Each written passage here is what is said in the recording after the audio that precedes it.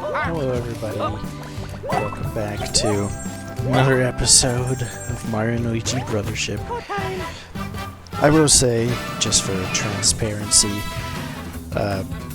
this has been kind of difficult to edit in the way that I was originally doing it, so I've made a few changes to how I'm going to be editing this series. The first is basically the entire thing is going to be voiceover now instead of live commentary. Just too many issues with doing like commentary live, so you know, it is a bit unfortunate I can't get my full reaction to everything, but it's just kind of the way that I had to do this. And then also, all the footage for the game has been recorded. At this point, I have beaten the game, so I'm gonna try not to accidentally spoil it or anything like that as we're going along through this, because, you know, for people who still haven't beaten the game and aren't past this point in the playthrough, you know, I'm not gonna spoil anything for you. But I will give just my honest thoughts on, you know, the game. Overall, it's just, you know, I enjoyed it. I did really enjoy this game, so. But, you know, that's kind of just the behind the scenes. I'm also probably going to shorten the video length a little bit. I originally had these at, like, somewhere between, like, around, like, 40 minutes. And, unfortunately, it just, part of it was, you know, just the length, I think, that was causing issues with audio and everything, so. But, you know, I'm gonna change it up. I'm not, you know, abandoning the series or anything. I have all the footage, so hopefully I'll be able to update it, or upload more consistently from now on. But that's kind of just the, you know, behind the scenes look of what's been going on. But, you know, either way, even if it didn't work out, you know, as well as I would have liked, and the episodes didn't come out in a timely fashion, you know, as I would have liked, I'm still, you know, excited that, you know, I did this playthrough, and, you know, for anyone joining as we're going on this adventure, because this is a series that, you know, I'm gonna be honest, you know, I really do care about. It's playing Superstar Saga has a lot of just like core memories for me, because of used to play it on my Game Boy Advance SP, and it was always one of my favorite games. And then I'm trying to think, as a kid, it was funny, I kind of got stuck at certain points. The biggest like roadblock for me was always that first Popple and Rookie fight, just because as a kid I never realized that you could just beat Rookie and then clear the fight. So I would always attack Popple first, which I do now anyway, but, you know, I'm way better at dodging and understanding healing mechanics of RPGs. I mean, this had to be, you know, when I was like 6 or something. Somewhere around there that I was, you know, struggling with this kind of thing, so. Obviously, I'm much better at games than I am now, but. Again, I'm going to be also skipping just a bunch of the normal battles. Unless, you know, there's some new enemies or new things to offer. Just because I feel like it does get really repetitive, and it's a lot more. I feel like it's a lot more fun to play it than it is to watch it. Just battling, you know, the same enemies over and over again. Now, any like mini bosses or bosses, and obviously it's like I'm not gonna skip that or anything, but just I understand that, you know, some of the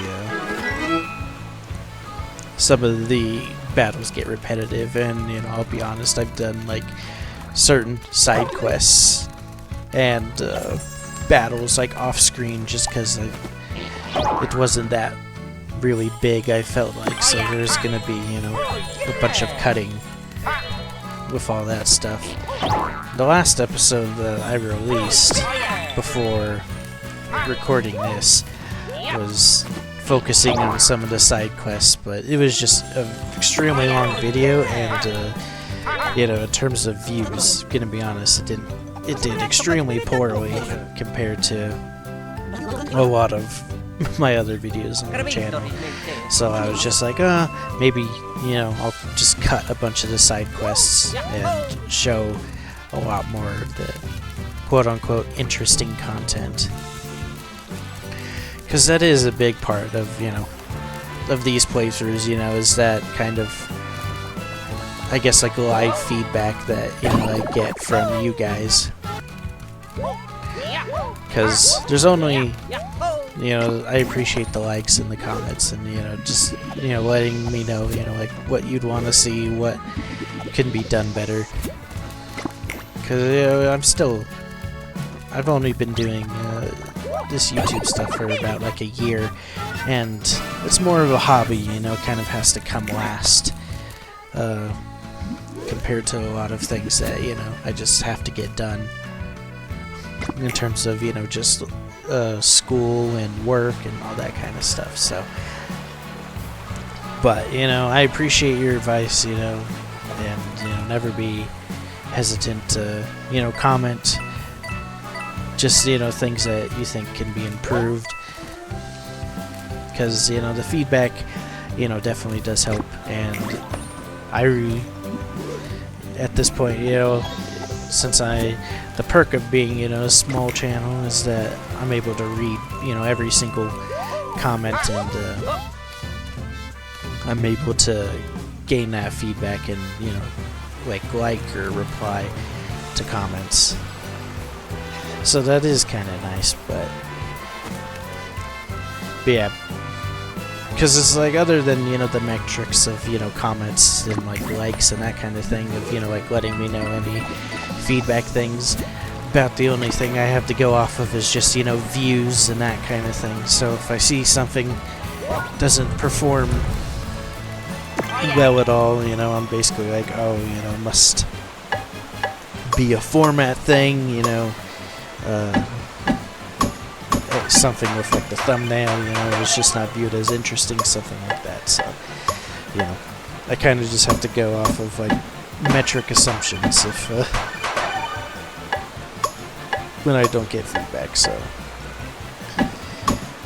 that's the reason, you know, I'm doing this in the style I am now. I think just, you know, consistent episodes, even if they are shorter, is better for the just a better viewing experience for you guys, as well as kind of makes it easier for me to edit too. Whoops.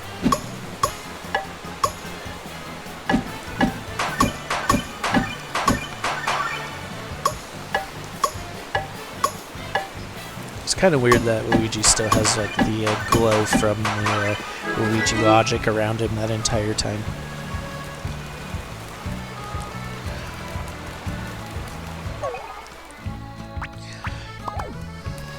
But anyway, so yeah. So just a heads up, that's kind of what I was talking about, is, you know, just kind of what to expect from the other, some later things in the series. And like, I'm not going to cut out every battle, I'm not going to, you know, cut out every side quest I do, but it's just kind of, you know, what I deem like interesting or important, for an episode like this. It's like, it was the end of my recording session, so there's also like only so much time that I have. So in order to, you know, make a video out of it too, I gotta make sure to leave some stuff in. So, you know, there's a lot of ways that I could do it, but something that I, you know, gotta say that I think was just done really well is the fact that, you know, this battle music plays throughout the entire game, and honestly, I still listen to it at times, you know, just by myself in my off time. Listen to music, and I'll still play this, you know, every once in a while, because I think the battle theme is, the more I listen to it, ironically, it's like the more it grows on me, and the more I like it. Instead of, you know, the other way around, is like I'm not really getting tired of it. It's like the more I listen to it, the more I just enjoy it for some reason. So don't know why, but I think it's done really well. And same with the boss musics.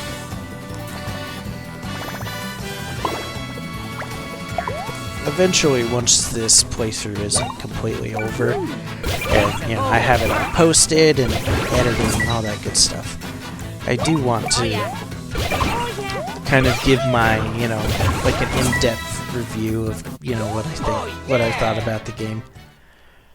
Because I know it's kind of a meme at this point to, you know, joke on the IGN review and everything, but I've just, it feels like even still, you know, at this point in recording, like when I'm editing this, it's like end of January. So this game came out in November, and even still, there's a lot of just like mixed feelings about this game, which, you know, I totally get. After completing the game, I definitely am like, oh yeah, there's some things that I feel like just weren't executed very well, and there's, well, not very often, there's a few points of the game where I just felt that I was having such a rough time that I was genuinely not having fun with it anymore. So, you know, out of like something like, it took me like 30 hours to fully complete like this game, because I did most of the side quests. I think the ones I missed were just, you know, some of the crafting stuff for some materials and that kind of thing at the shop. So I think those were the only side quests I missed, but I got all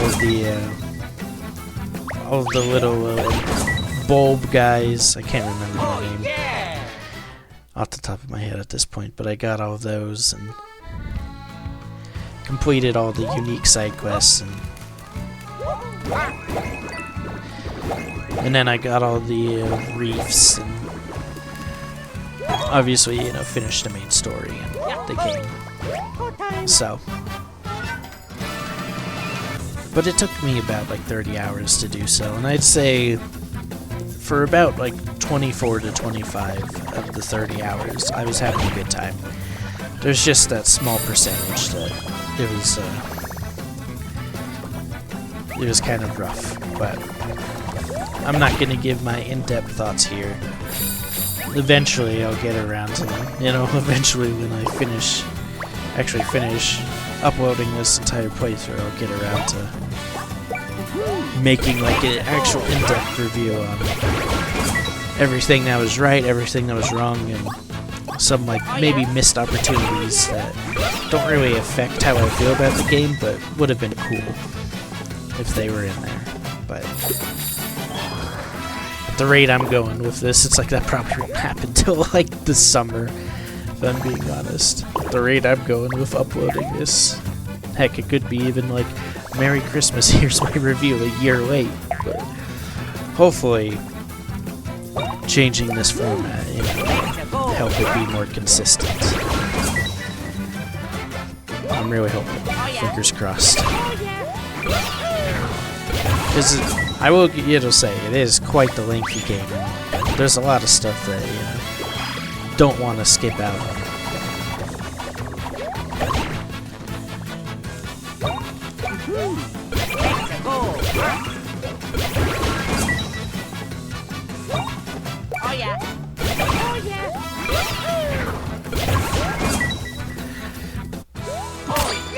But thinking of how well this did, as well as,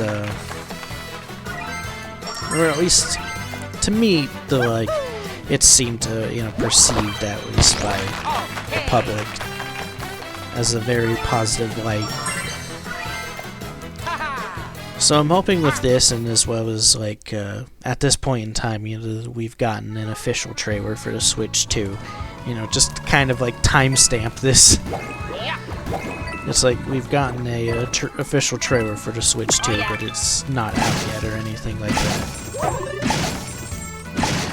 But I'm really hoping that because of this game and it doing well, I could look it up, but I'm pretty sure it did pretty well. As well as the Paper Mario 2000 Year Door remake, and then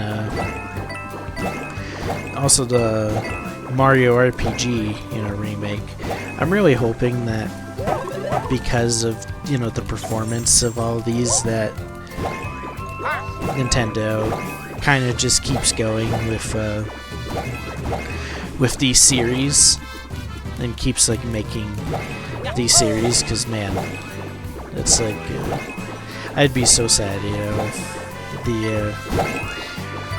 if they just completely give up on the RPG formula. But at the same time, it's with games like Sticker Star and Paper Jam and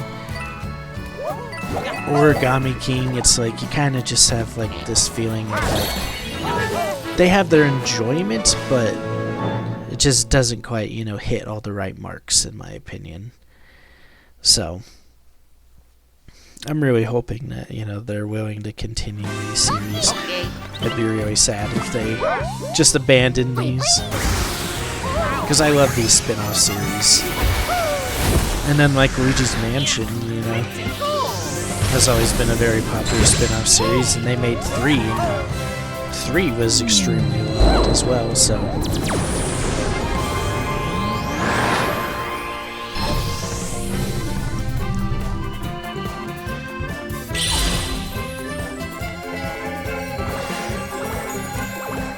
I will say, speaking of some of the remake stuff, eventually I hope that they do remake certain games for the Switch or Switch 2 or whatever, however they want to do it. But because here's the thing, right? I feel there's certain games that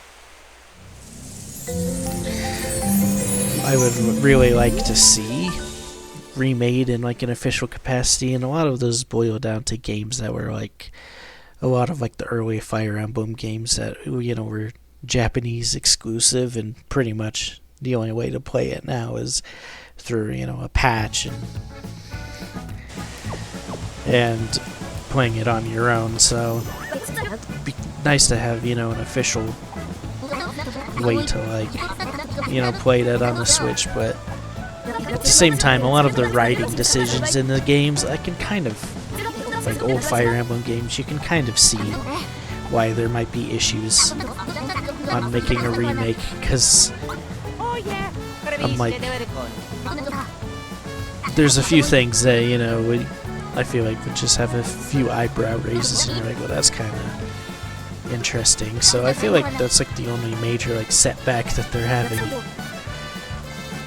I will say, I don't mean to be super mean or negative on this, but it's I don't understand why they're remaking Donkey Kong Country Returns for the 3rd time.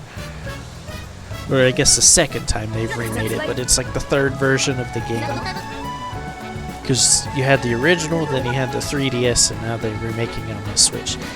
That one didn't make sense to me. I understood Tropical Freeze, because, they did that, pretty much just ported that with a lot of Wii U games, because the Wii U didn't sell that well. So totally understand that, but kind of weird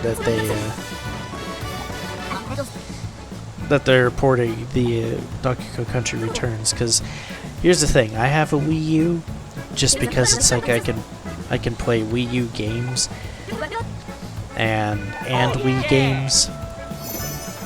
So And I have like a GameCube, so the that like function of you know, not being able to play like GameCube games on the Wii is not that big of a deal because I have an actual GameCube that I could just throw the discs in there. So, but it's like, I understand with a lot of the Wii U games just because they didn't sell it why they would do that. But I do have a Wii U just because there's a lot of like Wii U games that I would say, I don't know if inherit's the right word, but basically was just given.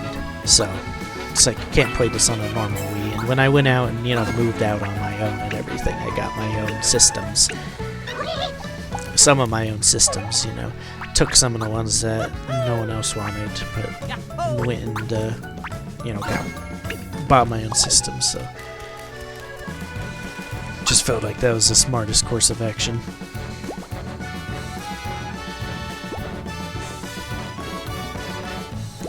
I'm kind of blanking where I was going with that tangent, if I'm being honest.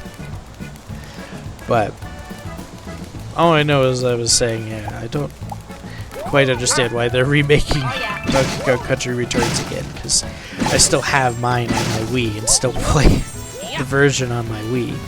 So, but hey, maybe that's just me, you know. I don't know, maybe a bunch of people are thrilled that, you know, about the remake, but don't mean to be like a negative Nancy about it, but I personally don't get it. But, you know, that's my opinion.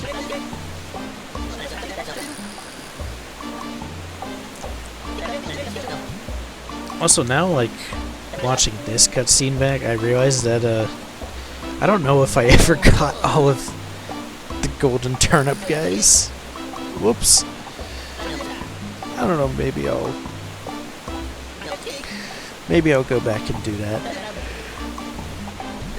I don't know what the reward is for it, because I haven't looked it up or anything. But maybe I'll look. Maybe I'll go and complete that sometime. Give me another reason to turn the game back on. Because that's the one downside to this game that I'll talk about right now. Is just after, you know, I like did like hardcore like grinding out to just finish the game. So I was doing like 4-hour recording sessions at a time and that kind of thing to finish the game. And, you know, I was having fun with it, but I was just like so addicted to, like, you know, just getting it done. But ever since I basically like did everything to completion in my mind that was, you know, satisfactory, I haven't gone in and played this game again. So I'm sure I will eventually. It's just, you know, there's just been a bunch of other things, you know, I've been working on at this point, so.